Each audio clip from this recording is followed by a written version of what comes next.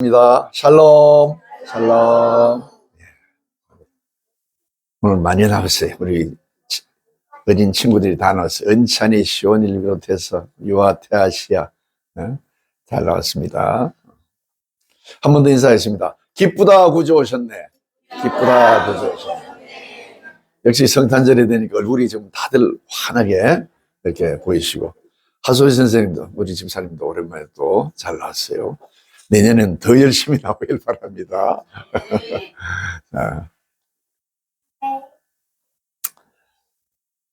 성탄의 은총이 우리 모두에게 흘러넘치기를 주님의 이름으로 축원합니다. 우리가 매년 성탄절을 맞을 때마다 첫 번째 성탄, 우리 예수님이 태어나시던 그때 성탄을 우리가 그려보면서 은혜를 나누고 있습니다. 오늘 또 예수님께서 처음 이 땅에 태어나실 때 장면을 우리가 그려보면서 함께 은혜를 나누려고 합니다. 우린 복음서를 통해서 첫 성탄절의 모습을 우리가 볼 수 있죠.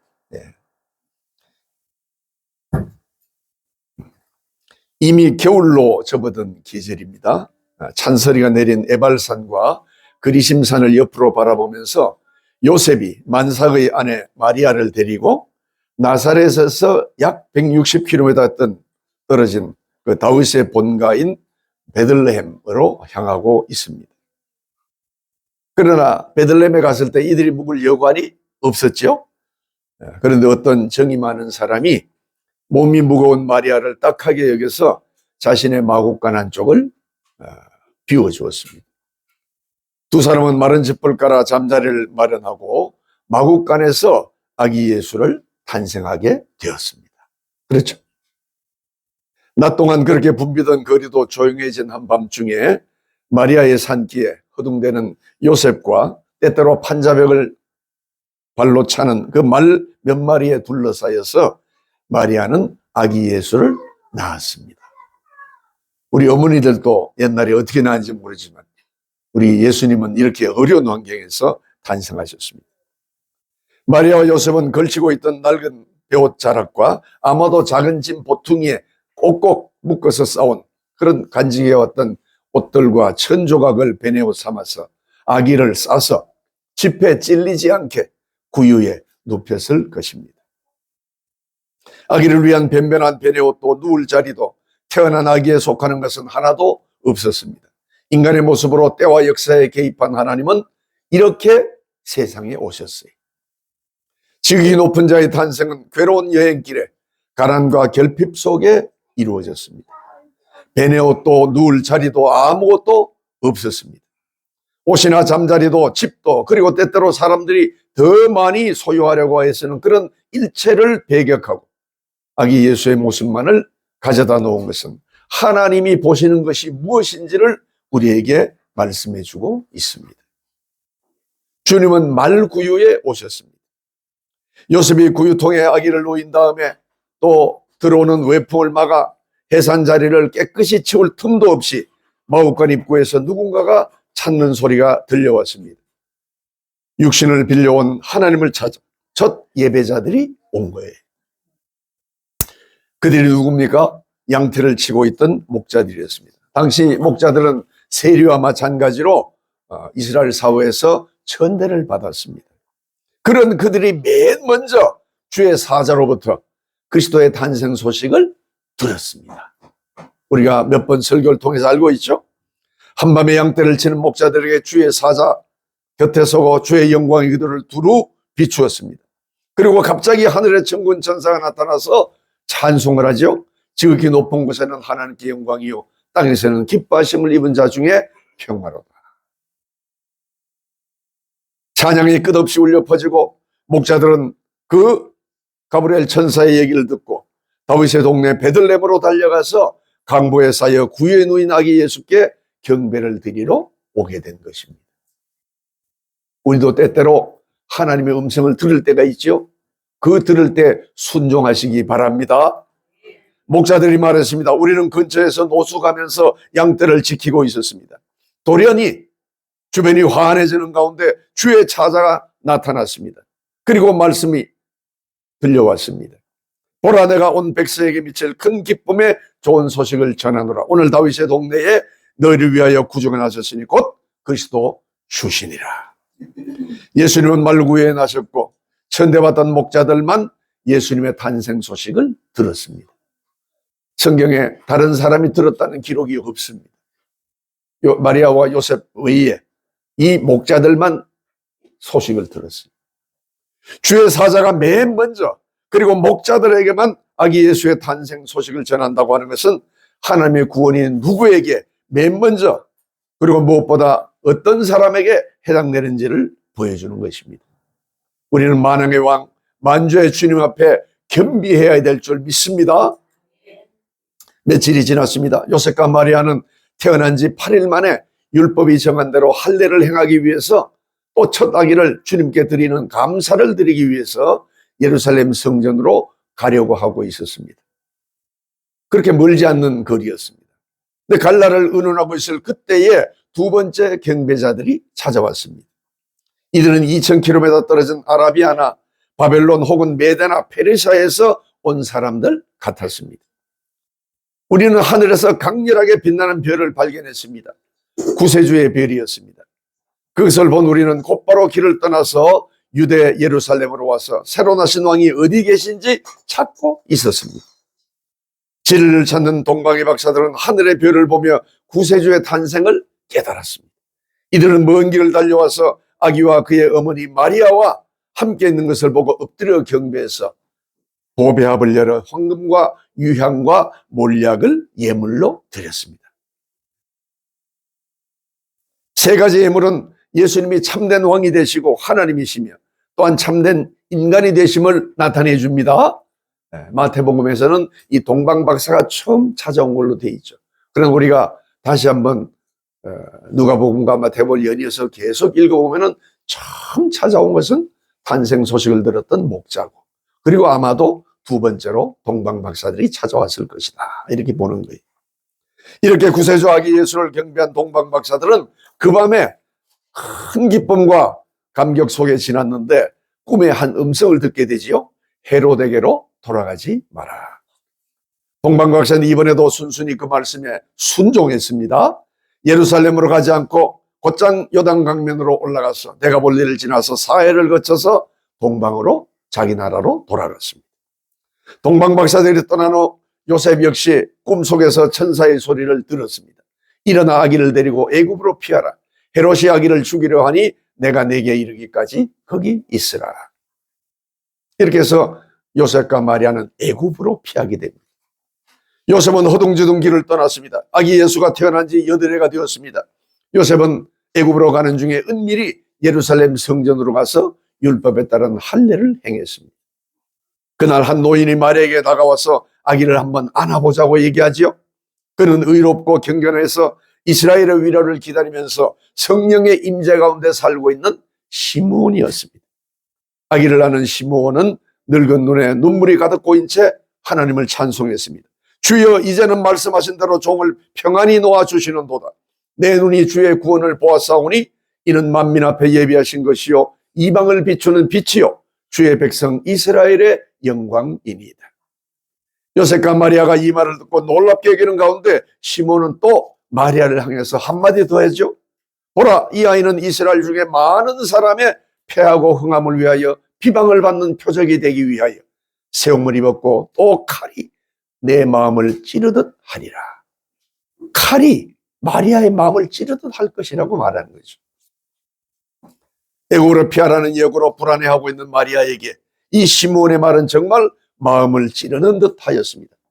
그때서 비로소 마리아는 성모 마리아의 고뇌를 깨닫게 되었습니다. 훗날 마리아는 예수님이 십자가를 지실 때 그 바로 앞에서 아들이 십자가를 달리는 것을 목격하게 되었습니다. 애굽에서 몇 년이 흘러가는데 가슴이 서늘한 얘기가 또 들렸습니다. 그들이 떠난 후에 헤롯이 베들레헴 근처를 샅샅이 뒤져서 2살 아래의 아이를 모두 죽였다는 그런 소식입니다. 이스라엘을 위해 목숨을 버린 최초의 순교자는 무고하게 살육당한 갓난 어린아이들이라고 볼 수 있습니다. 애굽 땅 나일 강변에서 지내던 어느 날 헤롯이 죽었다는 소식이 들려왔습니다. 나그네 생활도 끝날 맞게 되었습니다.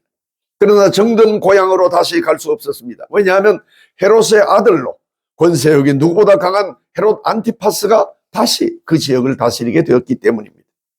그래서 유다 지방과는 멀리 떨어진 갈릴리의 터를 잡게 되었습니다.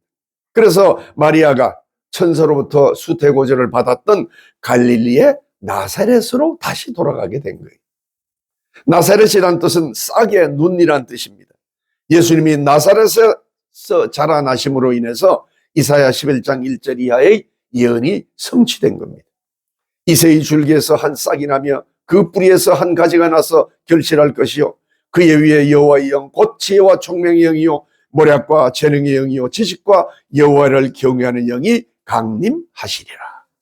예수님을 가리키는 말씀입니다. 그게 바로 나사렛에서 자란 예수님에 대한 구약의 예언입니다.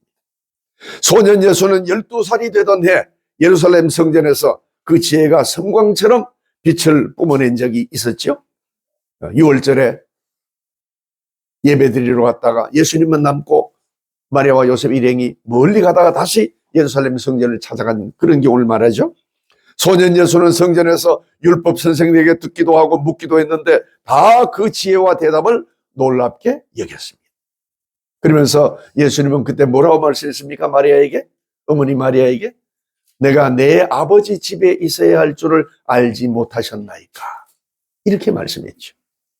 주님은 이후로 공생의 생활을 위해서 가나의 혼인잔치에 나타날 때까지, 즉 30살 정도의 청년으로 나타나기까지 다른 기록은 성경에 나오지 않습니다.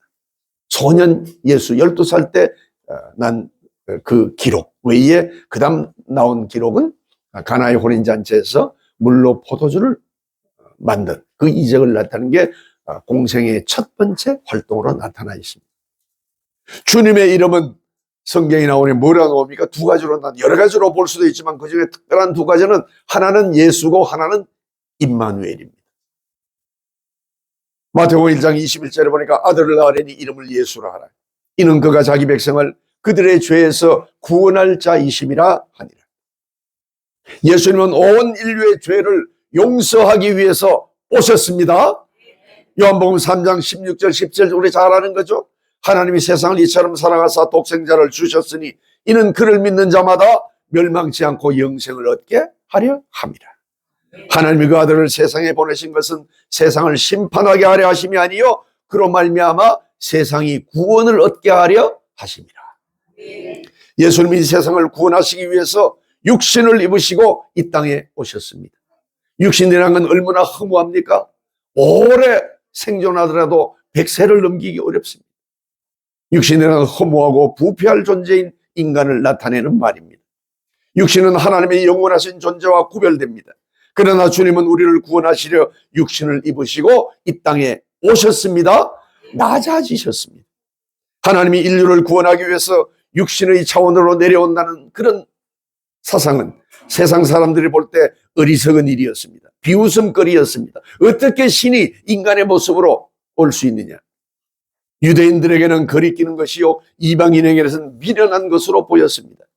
그런데 놀라운 일이 실제로 일어났습니다. 하나님이 스스로를 드러내셨습니다. 인간의 몸으로. 요한복음 1장 14절에 말씀이 육신이 되어 우리 가운데 거하시며 우리가 그의 영광을 보니 아버지의 독생자의 영광이요 은혜와 진리가 충만하더라. 주님은 우리를 사랑해서 우리를 구원하기 위해서 육신을 입으시고 이 땅에 오신 줄 믿으시기 바랍니다. 주님만이 우리의 중보자 되시고 그의 피로 우리를 죄와 사망에서 건져 주셨습니다. 우리에게는 이제 영원한 생명이 보장되었습니다. 주님의 영광은 독생자 예수 그리스도의 영광이며 은혜와 진리가 충만합니다. 우리는 사랑하면서 하나님의 그 사랑과 은혜를 깨닫고 주님을 늘 찬양하시기 바랍니다. 예수님은 또한 빛으로 오셨어요.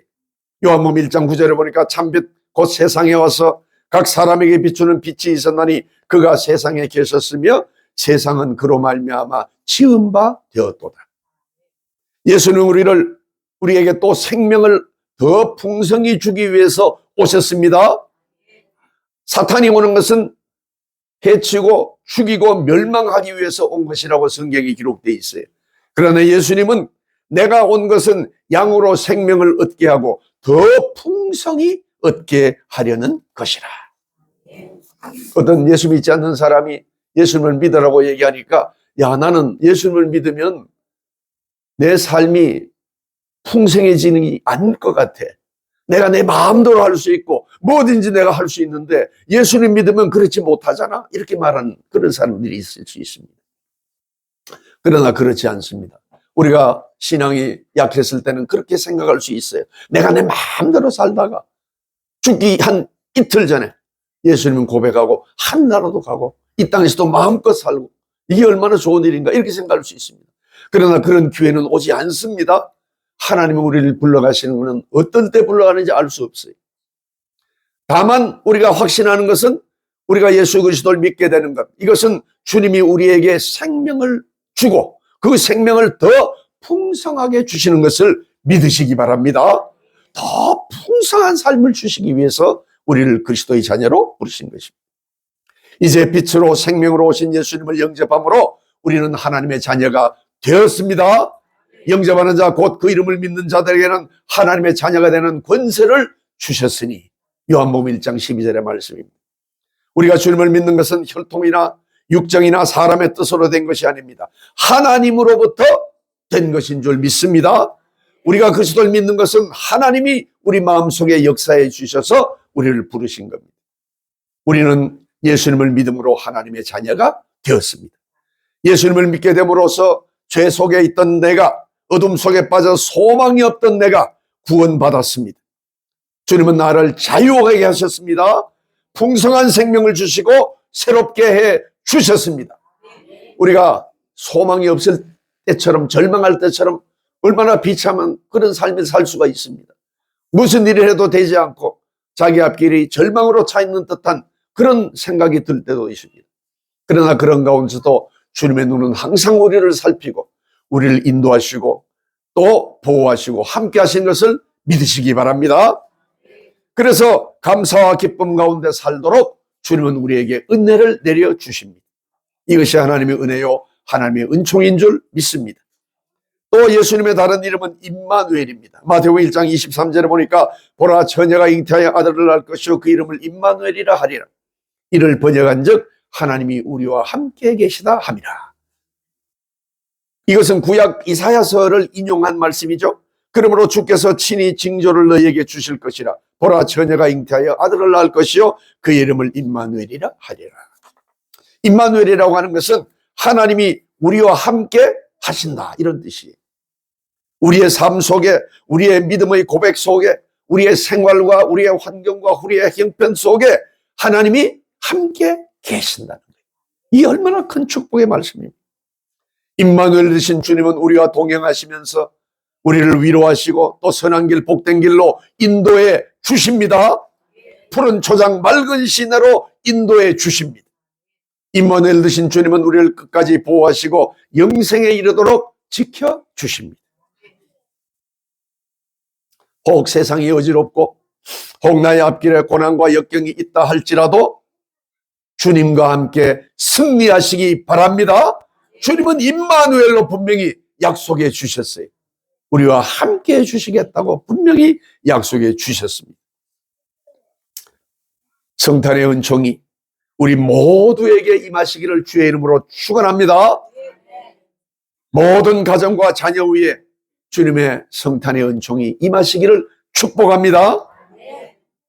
특히 수술을 앞두고 있는 우리 임대경 집사님, 우리 하연희 집사님, 윤정호 성도님, 우리 은찬이, 인우, 그 연약한 모든 부분에 주께서 안수하여 주셔서 깨끗하게 하시고 치료해 주시기를 축원합니다. 오늘 세례 받으실 김정숙 성도님과 박영수 성도님에게 하나님의 크신 은총이 임하시기를 주의 이름으로 축원합니다. 아직 믿지 않는 가족이 있는 모든 성도들, 그 하나님 가정이 다 예수 믿고 축복받기를 주의 이름으로 축원합니다. 멕시코에 있는 우리 백승원 이매미 집사님과 이나 인우 가정에도 성탄의 은총이 함께하기를 주의 이름으로 축원합니다. 오늘 여러 가지 사정으로 나오지 못한 가정에도 크신 주님의 은총이 그 마음을 감화시켜서 또 주의 평화가 함께 하시기를 주의 이름으로 축원합니다. 성탄의 기쁨이 우리 모두의 삶 속에 흘러넘쳐서 하나님의 크신 능력과 은혜가 우리 가운데 흘러넘치기를 주의 이름으로 축원합니다. 주님이 주시는 평화가 우리 가운데 계시는 것을 믿으시기 바랍니다. 성탄의 기쁨이 우리의 삶 속에 늘 흘러넘쳐서 주님이 주시는 큰 평화의 복을 누리는 우리 모두가 되시기를 주의 이름으로 축원합니다.